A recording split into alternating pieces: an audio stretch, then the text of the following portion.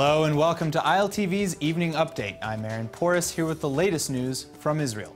Israeli police are now investigating a string of flyers that were distributed in Haredi neighborhoods of Jerusalem. The flyers called both for the murder of female IDF soldiers, as well as promise an 800 shekel reward for children who verbally abuse members of the Israeli security forces. The flyers are unlike normal notices printed by anti-army Haredim in the past, as they are printed more plainly, written with suspiciously different wording, and without any official letterhead. Titled A Ruling of Jewish Law, the leaflet reads, quote, "If they take you by force to the army of destruction, it is permitted for you and you must do the following actions. Take your rifle that you received and kill any woman soldier you see to merit her in the precept of be killed instead of transgressing. Kill any IDF commander who holds you in the army by force. Kill anyone who drafts or entices or helps draft Haredi men." End quote. The reprehensible, vitriolic, and inciting material is a steep graduation from previous dictates, causing speculation to whether or not the Haredi community actually penned it. Investigators nonetheless are running up on all leads and chasing all sources. Over the past several years, there has been a sharp uptick in extremist views against Orthodox Jewish involvement in the IDF, with many Haredi community leaders calling for regular draft avoidance, harassment of IDF servicemen and women, and general protests. Minister of Culture and Sport Miri Regev is saying she may pull funding from a major Israeli art festival this year, following the news that 2 pieces set to be presented at the Israel festival will incorporate nudity. On her Facebook page, Regev writes that she does not intend to fund nude shows using the state budget. She's telling the director of the festival that a fully nude performance, even when it's part of artistic expression, violates the basic values of the State of Israel. In 2016, at an event hosted by I.H.R.A at the Tel Aviv Museum, a controversial performance artist penetrated himself with an Israeli flag, to some booing. But this is the first time Regev has criticized a specific event. She's calling on the festival to remove the supposedly shocking nudity from its set of funded performances, and leave them off their request for funding to her ministry. The festival organizer has responded, saying that the events are not in a public space, that the performances with nudity are marked on the program, and that the nudity is integral to the artistic performance. 2 Italian scholars have come out with an annotation of Mein Kampf, Hitler's early memoir and manifesto against the Jews.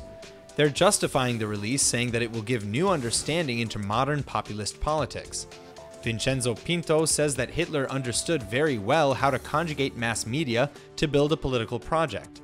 Pinto is the editor of an Italian journal devoted to Jewish issues and has translated the writings of major Zionist thinkers like Zev Jabotinsky and Theodor Herzl into Italian. Another Mein Kampf commentator, however, is arguing that focusing too much on Hitler's propaganda means ignoring the fact that a great part of German society at the time shared his views and didn't need to be enticed. Jewish groups have opposed the publication of Mein Kampf in general, saying it's better not to circulate Hitler's hateful ideas at all. According to Pinto, it's better to scientifically dissect Hitler's ideas and the logic of his myth to better understand enemies of the Jewish people and of humanity. In a landmark decision, the European Union Parliament today voted in favor of endorsing the IHRA's working definition of anti-Semitism.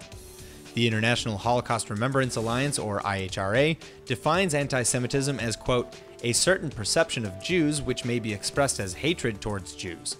Rhetorical and physical manifestations of anti-Semitism are directed towards Jewish or non-Jewish individuals and or their property, towards Jewish community institutions and religious facilities." End quote. Adopting this definition, as the EU and its 31 member countries have now done, has drawn great praise from Jewish groups, including the AJC Transatlantic Institute, whose director said, quote, "The European Parliament must be applauded for taking this significant step towards fighting all forms of anti-Jewish hatred, including the variety that tries to hide its ugly face behind a false veneer of respectability." End quote. European Jewish Congress President Dr. Moshe Kantor said, quote, "The only people who will be dismayed by this decision are those who wish to continue their culture of anti-Semitic impunity and who believe that Jews should not be afforded protection under the law." End quote. The final resolution requests that the 31 members of the EU protect their Jewish citizens from hate speech and hate crimes, and it also specifically states how anti-Semitic acts should be condemned and dealt with to put an end to the seemingly growing trend. Israel's United Nations ambassador has just announced that he was elected to be vice president of the United Nations General Assembly. Former Israeli ambassador Ron Prosser also served as vice president, but Danon is also the first Israeli diplomat to chair a permanent committee at the UN. Over his one-year term, Danon will chair General Assembly meetings when the president is absent, and he will have some influence over the agenda. Danon was once Israeli Prime Minister Benjamin Netanyahu's challenger for leadership of the Likud party, finishing third in 2007 and second in 2014 in Likud primaries.